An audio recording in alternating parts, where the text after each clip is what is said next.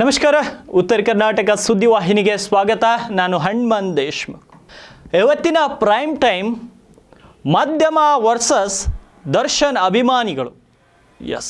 ಮಾಧ್ಯಮ ಪ್ರಜಾಪ್ರಭುತ್ವದ 4ನೇ ಅಂಗವಾಗಿ ಕೆಲಸ ಮಾಡ್ತಿರುವಂಥದ್ದು ಇದೇ ಮಾಧ್ಯಮ ಕ್ಷೇತ್ರ, ಇದೇ ಪತ್ರಿಕೋದ್ಯಮ, ಇದೇ ಪತ್ರಕರ್ತರು. ಇವತ್ತು ಒಂದು ಸರ್ಕಾರ ಕೆಡವುವಷ್ಟು ಶಕ್ತಿ ಈ ಮಾಧ್ಯಮದಲ್ಲಿದೆ. ಒಂದು ಸರ್ಕಾರವನ್ನು ರಚಿಸುವಷ್ಟು ಶಕ್ತಿ ಮಾಧ್ಯಮದವರ ಕೈಯಲ್ಲಿದೆ. ಈ ದೇಶದ ಕಾನೂನು ಸುವ್ಯವಸ್ಥೆಯನ್ನು ಕೂಡ ಕಾಪಾಡ್ತಾ ಇರೋದು ಮಾಧ್ಯಮದವರೇ. ಆದರೆ ಎಲ್ಲೋ ಒಂದು ಕಡೆ ಇವತ್ತು ರಾಜ್ಯದಲ್ಲಿ ಮಾಧ್ಯಮದವರನ್ನು ದೂಷಿಸುವಂತಹ ಕಾರ್ಯಗಳು ಬಹಳಷ್ಟು ನಡೀತಾ ಇದೆ. ಯಾವ ವಿಚಾರಕ್ಕಾಗಿ ನಡೀತಾ ಇದೆ ಅನ್ನೋದು ಕೂಡ ತಮಗೆಲ್ಲರಿಗೂ ಗೊತ್ತು.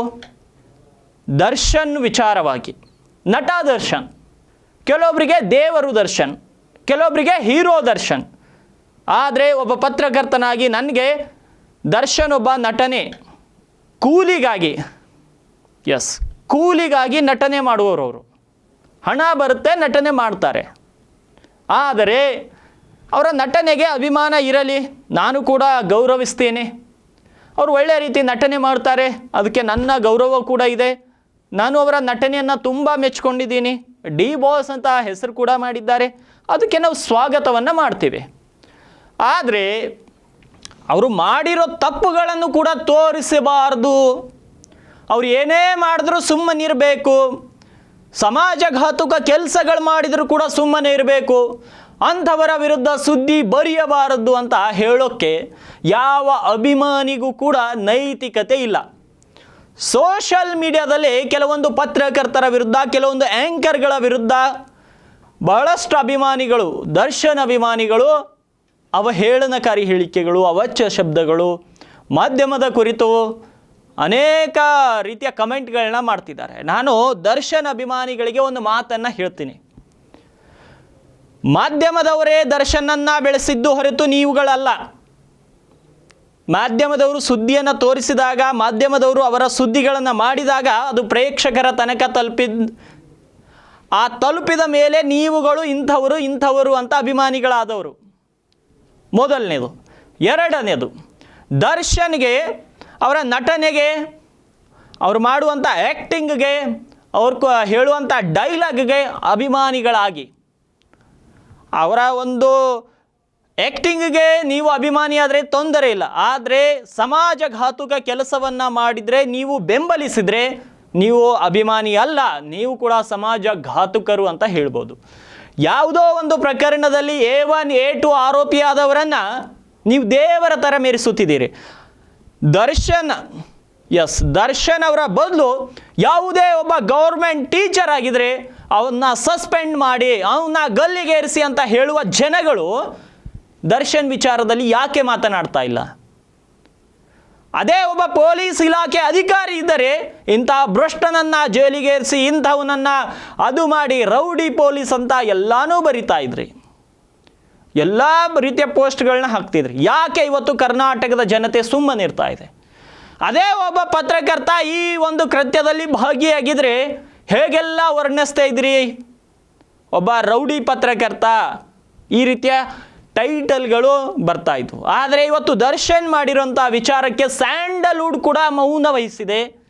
ಮಾತನಾಡುವಂಥ ಮಾಧ್ಯಮದವರ ಮೇಲೆ ಕೆಸರನ್ನು ಏರ್ಚ್ತಾ ಇದ್ದಾರೆ.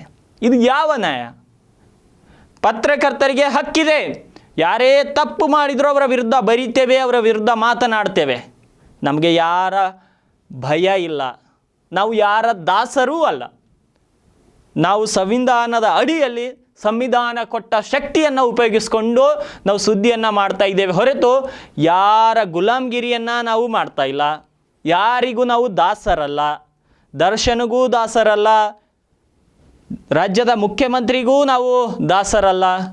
ನಾವು ಸುದ್ದಿಯನ್ನು ಹೇಗೆ ಜನರಿಗೆ ತಲುಪಿಸ್ಬೇಕು ನಮಗೆ ಗೊತ್ತಿದೆ. ಹಾಗೆ ಮಾಡಬಾರ್ದು, ಹೀಗೆ ಮಾಡಬಾರ್ದು, ಮೀಮ್ಸ್ಗಳನ್ನ ಕ್ರಿಯೇಟ್ ಮಾಡಿ, ಒಳ್ಳೊಳ್ಳೆ ಆ್ಯಂಕರ್ಗಳ ಹೆಸರುಗಳನ್ನ ಬಳಸ್ಕೊಂಡು ಮೀಮ್ಸ್ ಕ್ರಿಯೇಟ್ ಮಾಡೋದಾಗಲಿ, ಟ್ರೋಲ್ ಮಾಡೋದಾಗಲಿ ಅಭಿಮಾನಿಗಳು ನಿಲ್ಲಿಸಬೇಕು.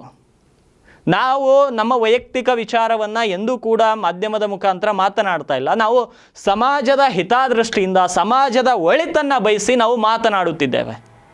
ನಾವು ನಮ್ಮ ವೈಯಕ್ತಿಕ ಕಾರ್ಯ ಕೆಲಸಗಳಿಗೆ ಮಾತನಾಡಿದರೆ ನೀವು ನಿಂದಿಸಿದರೆ ತಪ್ಪಿಲ್ಲ. ದರ್ಶನ್ ಮಾಡಿದ್ದನ್ನು ನಾವು ನಿಮ್ಮ ಮುಂದೆ ತೋರಿಸುವಂಥ ಪ್ರಯತ್ನವನ್ನು ಮಾಡ್ತಿದ್ದೇವೆ.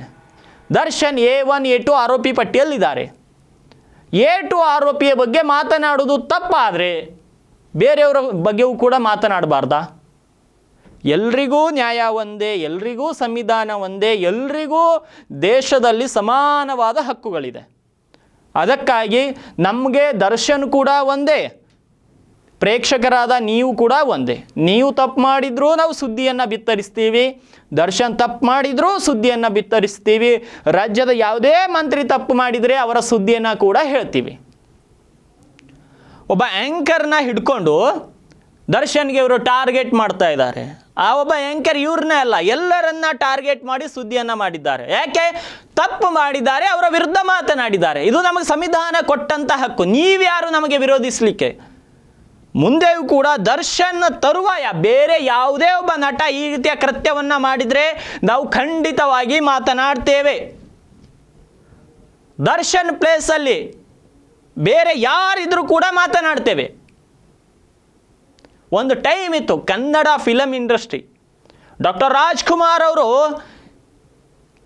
ಏನು ಅವರಿಗೆ ದಾದಾ ಸಾಹೇಬ್ ಫಾಲ್ಕೆ ಪ್ರಶಸ್ತಿ ಸಿಕ್ಕಾಗ ತುಂಬ ಖುಷಿಯಾಗಿತ್ತು. ಎಷ್ಟು ಚಂದ ನಮ್ಮ ಕನ್ನಡವನ್ನು, ಎಷ್ಟು ಚಂದ ನಮ್ಮ ಸ್ಯಾಂಡಲ್ವುಡ್ ಅಂತ ನಾವು ಖುಷಿ ಪಟ್ಟಿದ್ವಿ. ಆದರೆ ಏನು 2-3 ದಿನಗಳಿಂದ ಏನು ಘಟನೆ ಹೊರಗೆ ಬಂತು, ಇಡೀ ಕರ್ನಾಟಕ ಚಿತ್ರರಂಗವೇ ತಲೆ ತಗ್ಗಿಸುವಂತಹ ಘಟನೆ ನಡೆದಿದೆ. ಫಿಲಮ್ ಬೋರ್ಡ್ ಕೂಡ ಆದಷ್ಟು ಬೇಗ ತಮ್ಮ ನಿರ್ಧಾರವನ್ನು ಪ್ರಕಟಿಸಬೇಕು. ಯಾವುದೇ ಒಬ್ಬ ಅಧಿಕಾರಿ ಇದ್ದರೆ 48 ಗಂಟೆ ಕಸ್ಟಡಿಯಲ್ಲಿದ್ದರೆ ಅವನು ಸಸ್ಪೆಂಡ್ ಆಗ್ತಾ ಇದ್ದ. ಒಬ್ಬ ಅಧಿಕಾರಿ ಇದ್ದರೆ, ಒಬ್ಬ ಟೀಚರ್ ಕೂಡ 48 ಗಂಟೆ ಕಸ್ಟಡಿಯಲ್ಲಿದ್ದರೆ ಅವನು ಕೂಡ ಸಸ್ಪೆಂಡ್ ಆಗ್ತಾ ಇದ್ದ. ಆದರೆ ದರ್ಶನ್ ಮೇಲೆ A2 ಆರೋಪಿಯಾಗಿರುವಂತಹ ಒಂದು ಆರೋಪ ಬಂದರೂ ಕೂಡ ಫಿಲಮ್ ಚೇಂಬರ್ ಇಲ್ಲಿಯ ತನಕ ಯಾವುದೇ ನಿರ್ಧಾರವನ್ನು ಕೈಗೊಂಡಿಲ್ಲ. ಆದರೆ ಬೇರೆ ಸಣ್ಣ ಪುಟ್ಟ ಕಲಾವಿದರು ತಪ್ಪು ಮಾಡಿದರೆ ಅವರನ್ನು ಬಹಿಷ್ಕಾರ ಹಾಕಿದ್ದು ಇದೇ ಕನ್ನಡ ಫಿಲಮ್ ಚೇಂಬರ್.